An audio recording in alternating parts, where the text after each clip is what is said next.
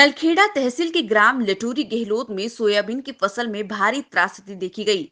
ग्राम लटूरी गहलोत वासियों का कहना है कि हमारे गांव में हम पहले बोनी 20 से 25 जून के बीच में कर चुके हैं, लेकिन पानी नहीं गिरने के कारण गांव के किसी भी खेत में एक भी सोयाबीन नहीं उग पाई। ऐसी स्थिति में खेतों को सूखा देख किसानों ने फिर से तथा उच्च दाम में सोयाबीन बीज खरीदकर किसानों ने फिर से अपने खेतों में दोबारा बोनी की। लेकिन इसे किसानों की बुरी किस्मत कहे या कुछ और प्राकृतिक आपदा के कारण दोबारा बोई गई सोयाबीन फिर से नहीं उग पाई। ऐसे में किसान क्या करे? पिछले वर्ष भी अधिक वर्षा के कारण फसलों में बहुत नुकसान हुआ था। इस वजह से सोयाबीन की फसल बहुत कम हुई थी। इस स्थिति में मार्केट 8,000 से 10,000 के बीच में सोयाबीन मिल रहा है। ऐसे में गरीब किसान कैसे बीज खरीदेगा? 2 बार बोनी करने के बावजूद भी सोयाबीन नहीं उग पाई और आज गांव की स्थिति है कि पूरे गांव के खेत सूखे पड़े हैं। लगातार 2 सालों से इस प्रकार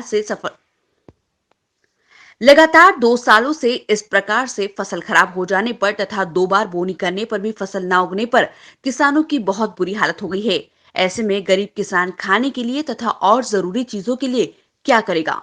किसान की जीविका फसलों पर ही निर्भर होती है। अगर ऐसे में फसल खराब हो जाए, वो भी लगातार 2 साल, तो किसान के पास आत्महत्या करने के सिवा कोई ऑप्शन नहीं बचता। हमारी सरकार से निवेदन है कि जिला तथा क्षेत्र के अधिकारियों को सूचित कर हमारे गांव की फसलों का सर्वे करवाए तथा गरीब किसानों को अपने खराब फसलों का उचित मूल्य प्रदान करने की कृपा करे, जिससे गरीब किसान को कुछ हद तक तो राहत मिल सके।